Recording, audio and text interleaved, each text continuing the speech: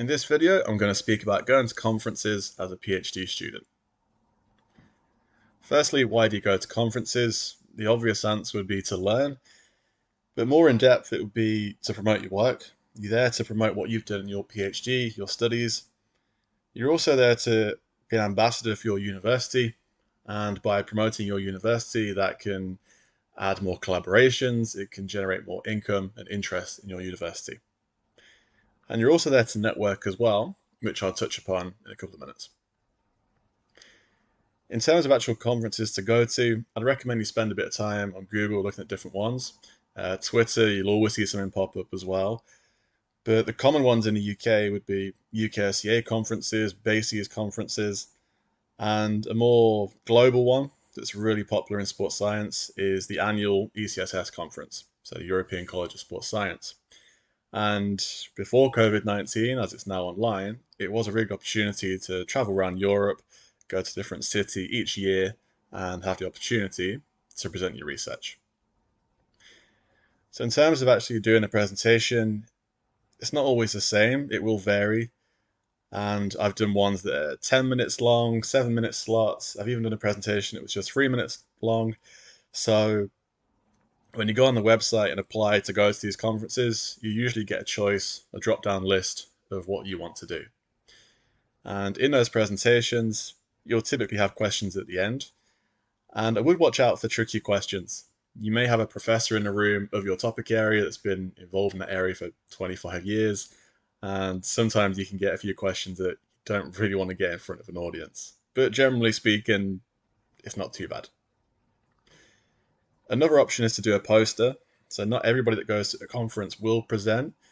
You can see here an example of posters. So you'll print this out, you'll take it to the conference, and you'll stand around this poster for a couple of hours. During the day, people will come over to you, ask you questions about the study, and it's generally quite informal.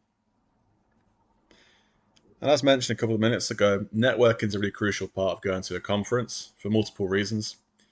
It's a chance to share research ideas. You could be from the UK and you could meet somebody from Australia who does the same type of PhD as you.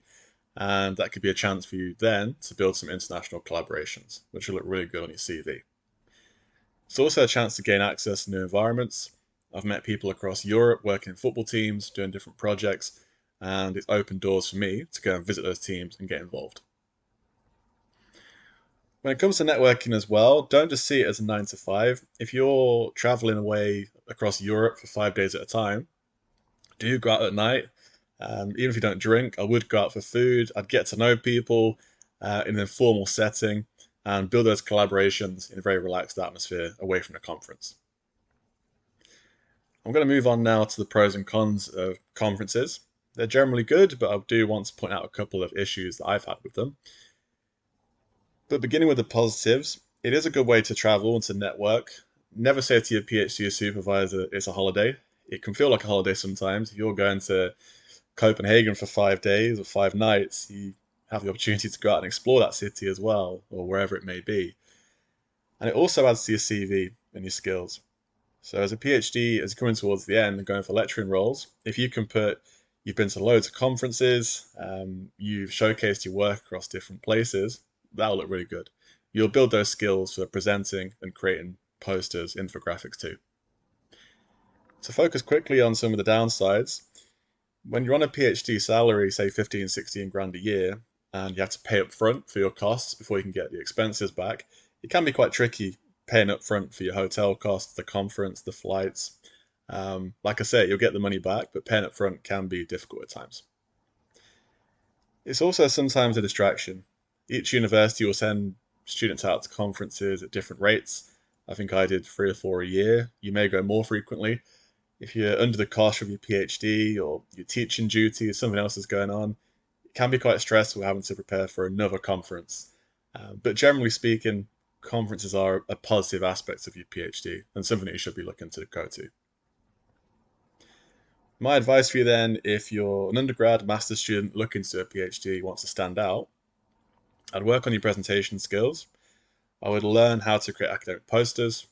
So if you're in an interview for a PhD and you get asked about conferences, what do you know about them?